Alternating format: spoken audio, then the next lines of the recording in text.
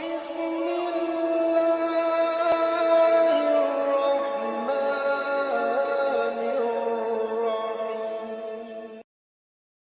السلام علیکم ورحمۃ اللہ تعالیٰ وبرکاتہ۔ ابھی آپ سماعت کر رہے ہیں دوسرا فرض ہاتھوں کا دھونا، اس کے بارے میں۔ تو ابھی ہم جو ہے آخری مسئلہ ہم نے بیان کیا پچھلے والی اپنی بات میں، تو اس میں انگلیوں کا بیان کیا۔ اب کہہ رہے ہیں یہ بھی ایک مسئلہ ہے کہ کچھ لوگوں کا ایسا ہوتا ہے کہ مطلب 6 انگلیاں بھی ہوتی ہیں، تو کہہ رہے ان کے لیے کیا حکم ہے؟ کہنا ہے چاہے 6 ہوں یا اس سے بھی زائد، تو سب کا دھونا فرض ہے، اور اگر ایک مونڈھے پر 2 ہاتھ نکلے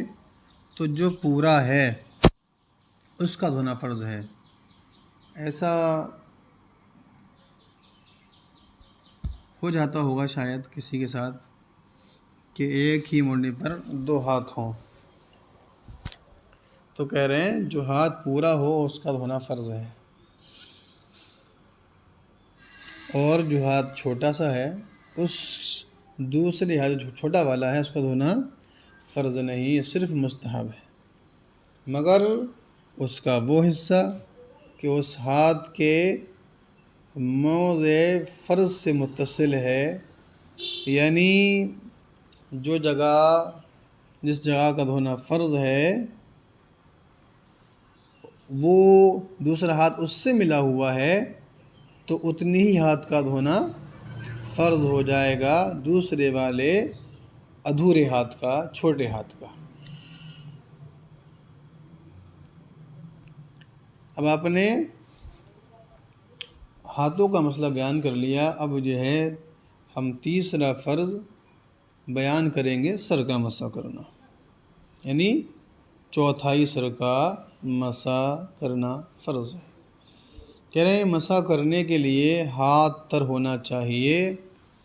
چاہے ہاتھ میں تری وضو کرنے کے وقت جو حصے دھوتے ہیں دھونے کے بعد رہ جائے، یا نئے پانی سے ہاتھ کو تر کر لیا جائے، بہرحال تر ہونا چاہیے۔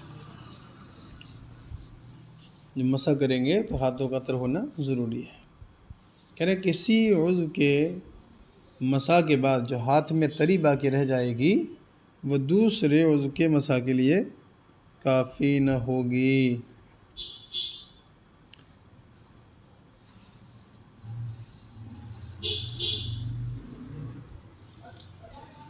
اب یہاں پر جو سر کا مسح انہوں نے بیان کیا،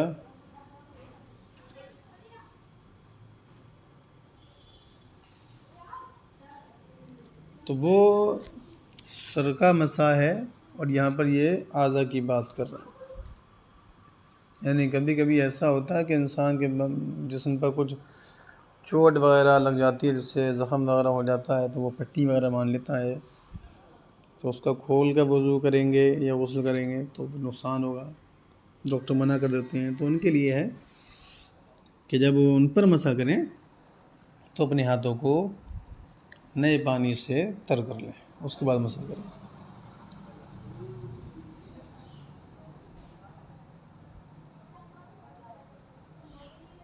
اب کہہ رہے ہیں سر پر بال ہی نہ ہوں، یعنی چوتھائی سر کا مسح کرنا فرض ہے، تو کہہ رہے ہیں سر پر بال ہی نہ ہوں تو جلد کی چوتھائی، اور جو بال ہوں تو خاص سر کے بالوں کی چوتھائی کا مسح فرض ہے، اور سر کا مسح اسی کو کہتے ہیں۔ بالکل بال نہیں ہے تو جو چوتھائی سر کا مسح کریں گے، اب تھوڑے سے بال ہیں، تھوڑی جگہ خالی ہے، تو جو جگہ خالی ہے اس کا، اور جو باقی ہیں ان کا مسح کریں گے۔ اب ہم لوگ جو ہے نبی کریم صلی اللہ تعالیٰ علیہ وسلم کی سنت پر عمل کرتے ہوئے امام شریف باندھتے ہیں، اور ٹوپی وغیرہ پہنتے ہیں، اور عورتیں دوپٹے پہنتی ہیں، اوڑھتی ہیں، تو اس کے بارے میں کیا حکم ہے بیان فرماتے ہیں، چاہے عمامے ہوں یا ٹوپی ہو، دوپٹے ہوں۔ کہنا سب پر مسا، ان سب پر جو ہے مسا کافی نہیں، ان سب کا ہٹانا ضروری ہے۔ مگر اگر ٹوپی یا دوپٹہ اتنا باریک ہو کہ تری اس دوپٹے اور ٹوپی سے نکل کر کے چوتھائی سر کو تر کر دے گی تو کہتے ہیں مسا ہو جائے گا، اور اگر وہ اتنے باریک نہیں کہ تری بالوں تک نہیں پہنچ پائے گی تو مسا نہیں ہو پائے گا۔ اب کہہ رہے ہیں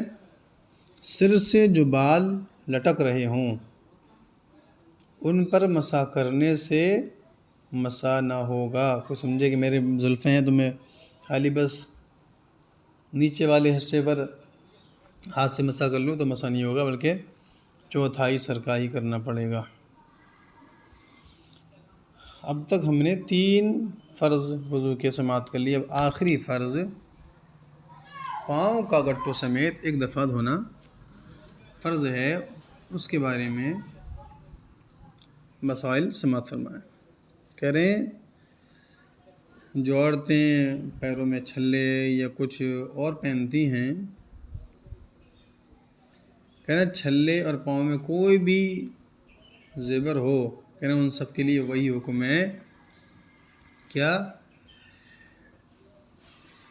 کہ اگر وہ اتنی تنگ ہیں کہ وہ ان کو ہلانے کے بولتے ہیں مطلب ہل نہیں سکتی وہ، تو ان کو اتارنا ضروری، اور اگر وہ اتنے تنگ ہیں کہ ان کو ہلا لیا جائے گا، آگے پیچھے کر لیا جائے گا تو ان کو آگے پیچھے کرنا ضروری، اور اگر وہ اتنے ڈھیلے ہیں کہ ان کو بغیر ہلائے پانی پہنچ جائے گا تو بغیر ہلائے ہی ان کو ہلانے کی کوئی ضرورت نہیں۔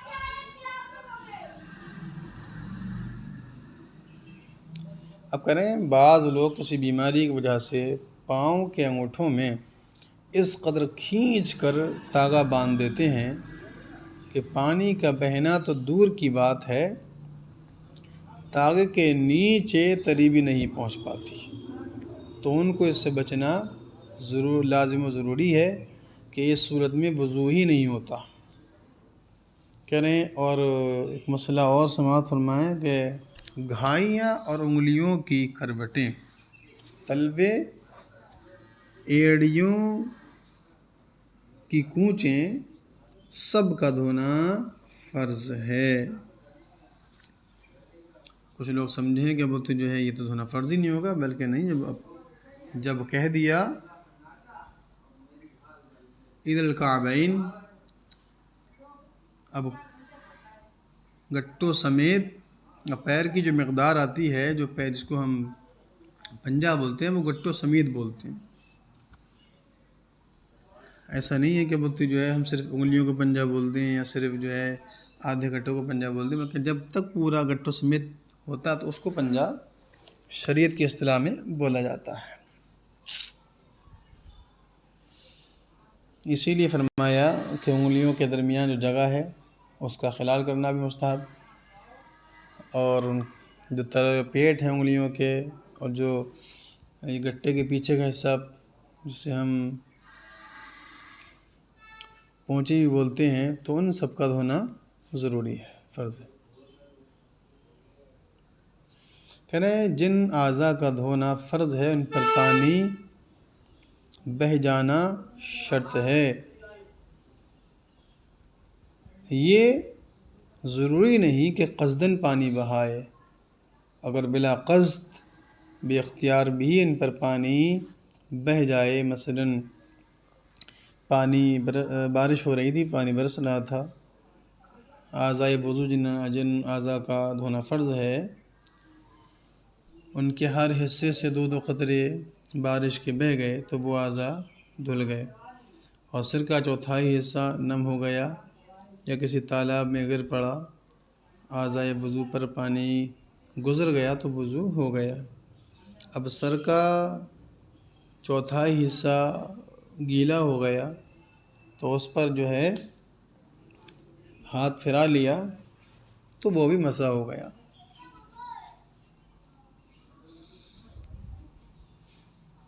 اور کہہ رہے ہیں جس چیز کی آدمی کو عموماً یا خصوصاً ضرورت پڑتی رہتی ہے، یعنی عام طور پر یا خاص طور پر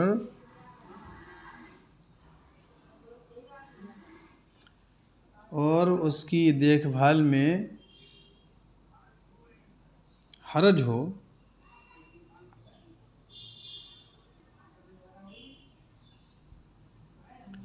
اور ناخنوں کے اندر یا اوپر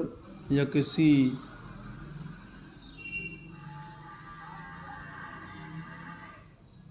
اور حصے کے دھونے کی جگہ پر اس کے لگے رہ جانے سے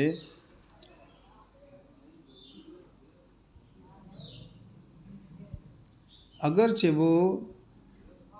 سخت ہو، اگرچہ اس کے نیچے پانی نہ پہنچے، تو کہہ رہے ہیں وضو ہو جائے گا۔ جیسے کھانا بنانے میں اور گوندنے والے کے لیے آٹا اور رنگریز کے لیے رنگ کا اور عورتوں کے لیے مہندی کا اور لکھنے والوں کے لیے روشنائی کا، مزدور کے لیے گارا مٹی، عام لوگوں کے لیے کوے یا پلک میں سرمے کا کوئی حصہ، اسی طرح سے بدن کا میل، مٹی، غبار، مکھی مچھر کی بید وغیرہ۔